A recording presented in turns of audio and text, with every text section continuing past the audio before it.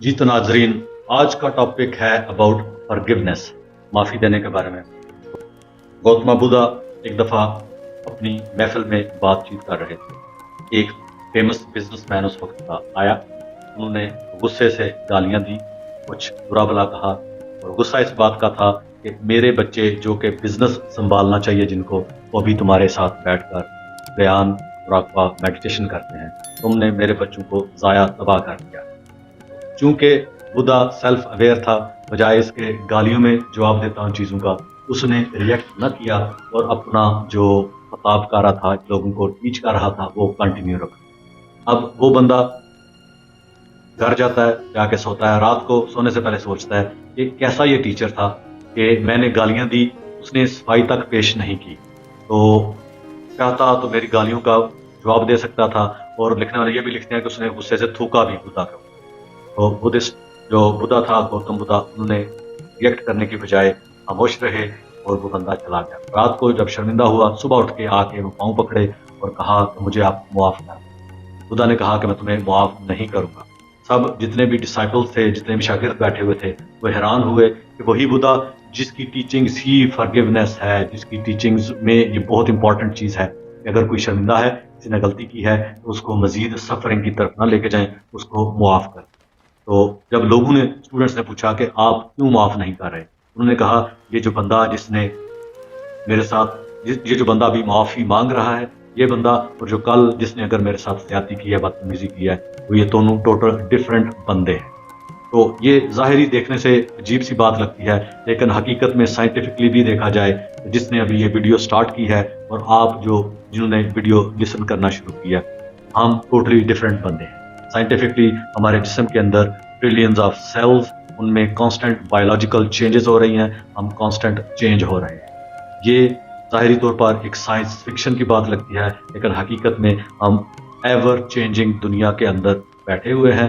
लेकिन हमारी जो सफरिंग्स हैं, हमारी थॉट प्रोसेस है, हमारे अंदर जो ऑपरेटिंग सिस्टम चल रहा है, वो अपडेट नहीं होता हमारे जिस्म और हमारे हालात और इस दुनिया के मुताबिक। तो एक इस कहानी से यही लेसन मिलता है कि हर लम्हा हम तब्दील हो रहे हैं।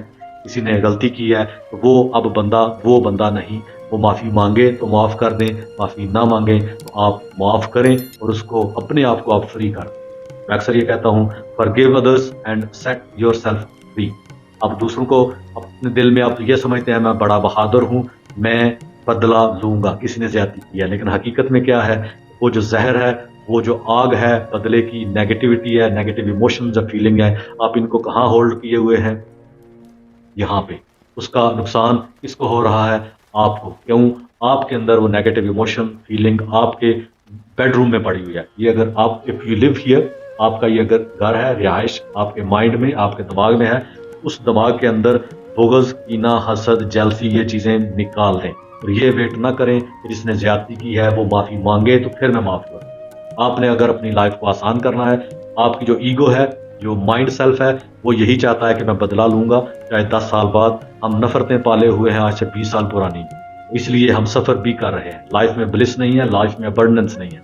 यूनिवर्स की ब्लिस अबंडेंस चाहिए तो वो लाइट है, और आप जो अपने माइंड में घेर के बैठे हुए हैं वो अंधेरा है। अंधेरे को निकालें, ऑटोमेटिकली लाइट आ जाएगी। नफरतें, बुराइयां, इस तरह की चीजें अपने दिलों से, ज़हन से साफ करें, अल्लाह की ज़ात ऑटोमेटिकली उधर आ जाएगी। तो ये सारा आज फॉरगिवनेस के बारे में था। दूसरों का वेट ना करें कि फॉरगिवनेस के लिए वो आपके पास आए। उससे पहले भी आप चाहें तो अपने ज़हन से उनको माफ़ कर दें, और अगर बदला लेने की आपको तवक्को है, आप लेना चाहते हैं, तो यूनिवर्स पे बिलीव करें, खुदा पे बिलीव करें। सिस्टम में ऐसा है, जिस तरह कहते हैं कलयुग नहीं करजुग है ये, यानी जो कुछ भी किया आप इधर से आपको मिलेगा। Law of Karma always working.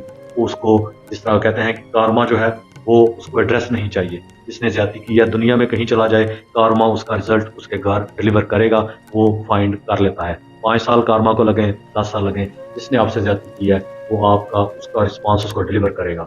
आपने अगर किसी के साथ ज्यादती की है तो वो उसका रिजल्ट कार्मा, आप दुनिया के किसी कोने में चले जाएं, आपको इस दुनिया में डिलीवर होगा। Forgiveness is very powerful, very strong.